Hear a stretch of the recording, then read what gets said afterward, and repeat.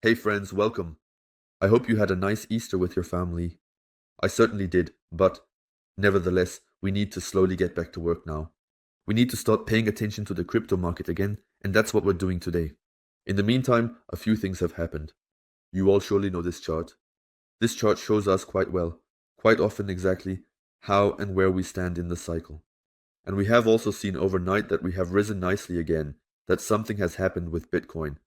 We'll talk about the chart again in a moment, but what we see here is simple. The fact that we are slowly spreading further apart between these two lines. In the past, this has always been the starting signal where we slowly began to see this escalation again. The further these lines move apart, the higher we rise. This is extremely important, and it's nice to see that we are slowly reaching this point again. I'm definitely looking forward to the next few weeks because technically it aligns well. We know how the last weeks and months have been going. It was interesting, but it was definitely quite tough in the last few weeks. However, we haven't broken through certain zones, and we've held certain zones, which is very, very good. What needs to be said now is that we are currently above the $87,000. And above this, we simply have a top resistance zone, and that's the crucial part. We have currently broken through a good resistance line here, sustainably.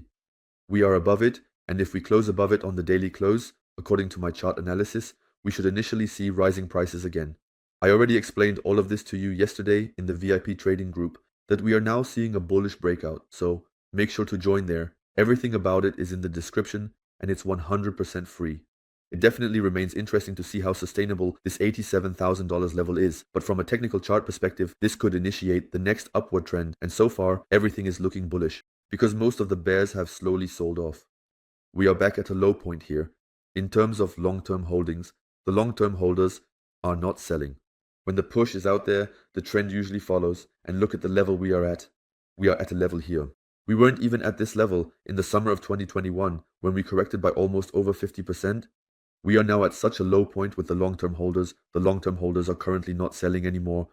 This means we have seen most of the selling pressure so far, which is very, very good. I have already shown you this graphic.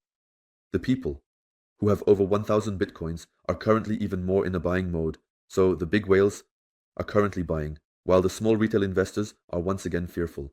Global liquidity has now also slowly reached the next step. It's starting to get really interesting here, because we also see that the US M2 money supply is slowly increasing, and that is the most important one. Japan, China, Europe, they are all not as important as the US money supply, but it's nice to see that it is also slowly increasing. And you all know what happens when the US money supply increases. Look at this, an increase.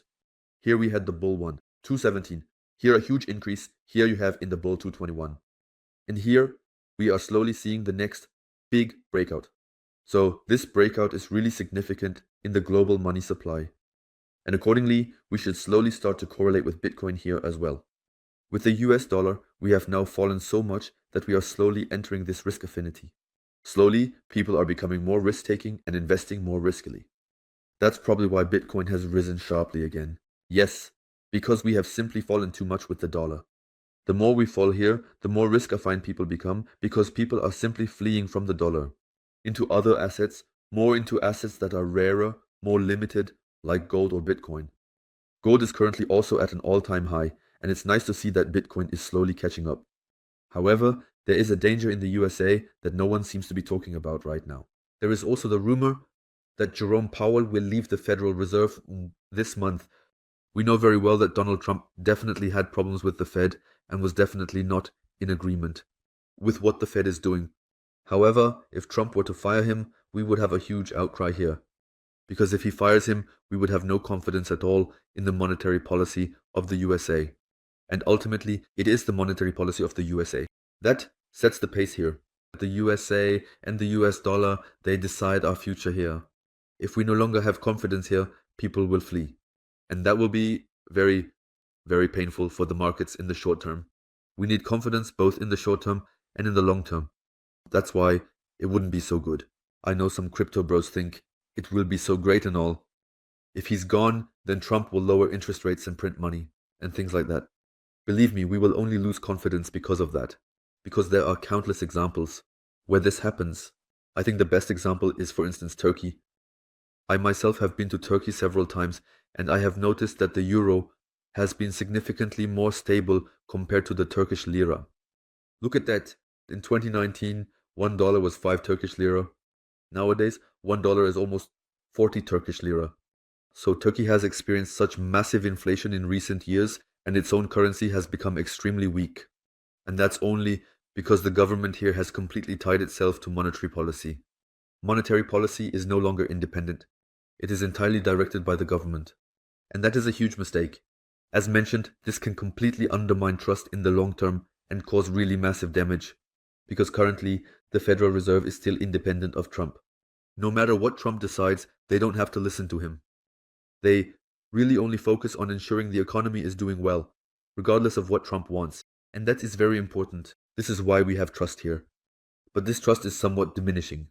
Let's just hope that Jerome Powell continues to hold his position, otherwise it could become dangerous. Because this trust is diminishing, we also see more and more people fleeing to gold. We are reaching new all-time highs in gold every week. This chart is absolutely crazy. It's insane what's really happening here.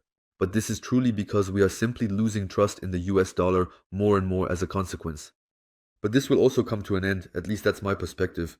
I am confident that even if we should see a decline in gold for now, a lot of money will be shifted into Bitcoin.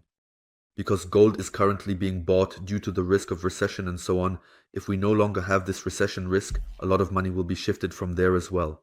And much will flow into Bitcoin.